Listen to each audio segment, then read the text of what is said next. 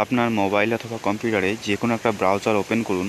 এরপর WB বলে search করে প্রথমে যে ওয়েবসাইটে পাবেন সেটার উপরে ক্লিক করলে নিচের দিকে দেখবেন apply for new ration card, এই অপশানটি চলে আসবে।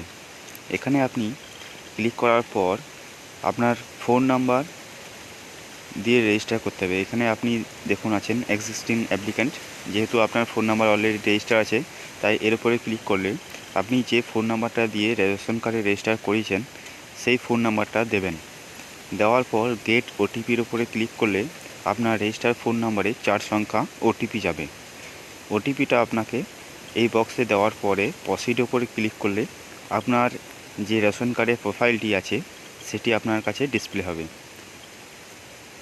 তো আমি ওটিপি দিয়ে দিলাম, দেওয়ার পরে প্রসিডের উপর ক্লিক করলাম। দেখুন আমার এখানে রেশন কার্ডের সমস্ত ইনফরমেশান শো করছে, আমার ফ্যামিলি মেম্বার, তাদের রেশন কার্ড নাম্বার, ক্যাটাগরি এবং অ্যাক্টিভ আছে বা ডিঅ্যাক্টিভ আছে দু রকমই শো করবে।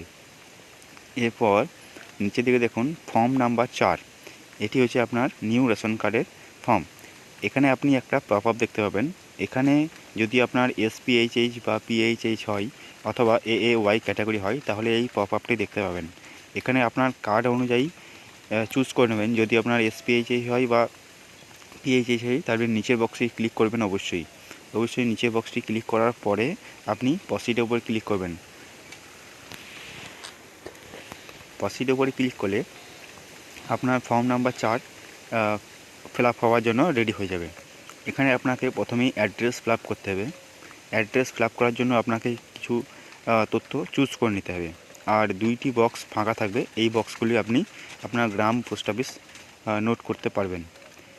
তো আমিও গ্রাম, পোস্ট অফিস এগুলো নোট করে নিই।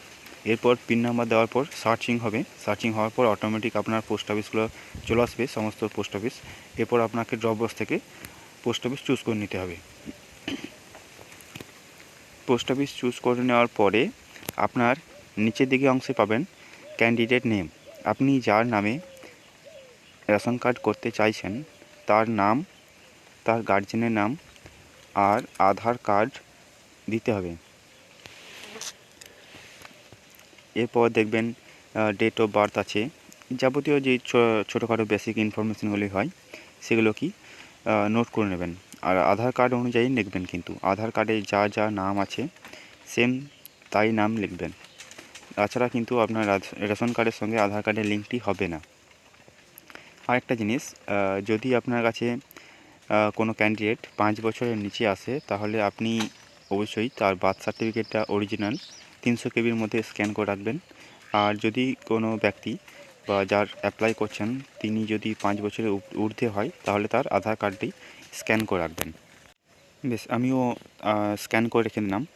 এরপর এই ইনফরমেশনগুলি দেওয়ার পর আপনার দেখবেন আদার ক্যাটাগরি যে অপশানটা রয়েছে এই অপশানটিতে যদি ক্যান্ডিডেট হ্যান্ডিক্যাপ বা ট্রান্সপারেন্ট বা ডিভোর্সি হয় তাহলে চুজ করবেন, অথবা নান যে অপশানটি রয়েছে সবার লাস্টে এটিকে চুজ করবেন।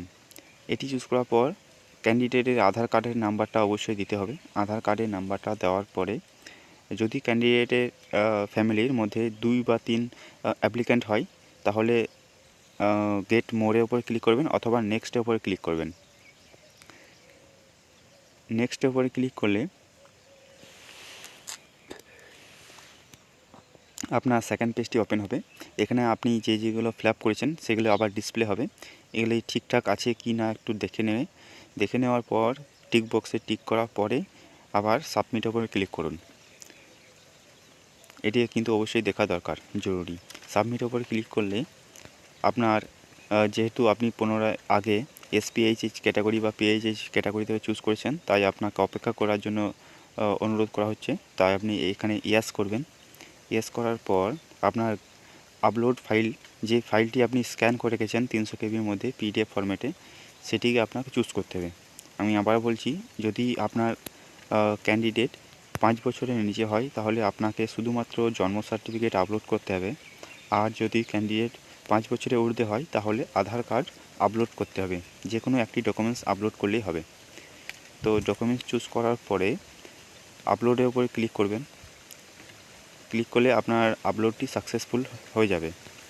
সাকসেসফুল হয়ে যাওয়ার পরে আপনার বাকি ইনফরমেশান বা বাকি স্টেপ আবার ফলো করতে হবে।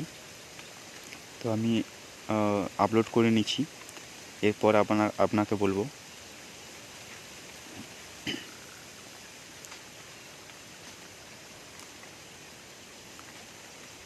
পিডিএফ ফরম্যাটটি কিন্তু অবশ্যই আপনি 300 কেবির মধ্যে রাখবেন, 300 কেবি ঊর্ধ্বে হলে হবে না।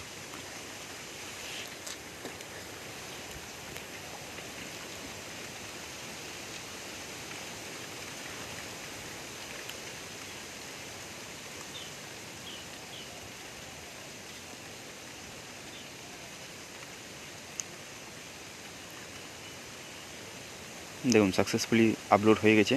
এরপর আবার নিচেতে যে টার্মস অ্যান্ড কন্ডিশন আছে এর উপরে টিক করুন। টিক করার পর গেট ওটিপির ওপরে ক্লিক করুন। আপনি যে ফোন নাম্বারটা দিয়ে লগ ইন করেছেন সেই ফোন নাম্বারে পুনরায় আবার 4 সংখ্যা ওটিপি গিয়েছে। ওটিপিটি দেওয়ার পরে সাবমিট ওটিপির উপর ক্লিক করুন। সাবমিট ওটিপির উপর ক্লিক করলে আপনার সাবমিট হয়ে যাবে অ্যাপ্লিকেশানটি। আপনি 7 দিন পর পুনরায় চেক করুন। চেক করার পরেই দেখবেন আপনার রেশন কার্ড নাম্বার দিয়ে দেবে। রেশন কার্ড নাম্বার দেওয়ার পরে আপনি রেশনের সাথে আধার কার্ডের লিঙ্ক করিয়ে নেবেন, তাহলে আপনার কার্ডটি অ্যাক্টিভ হয়ে যাবে। আর এটি স্ট্যাটাস চেক করতে কীভাবে হয় বা আপনি যদি জানেন না, তাহলে আমি নেক্সট ভিডিওটি আপলোড করব। আপনি সাবস্ক্রাইব করে রাখতে পারেন চ্যানেলটিকে, তাহলে আপনি বুঝতে পারবেন যে কীভাবে রেশন কার্ডের স্ট্যাটাস চেক করতে হয় নতুন পর্যায়ে। বেশ ধন্যবাদ ভিডিওটি দেখার জন্য।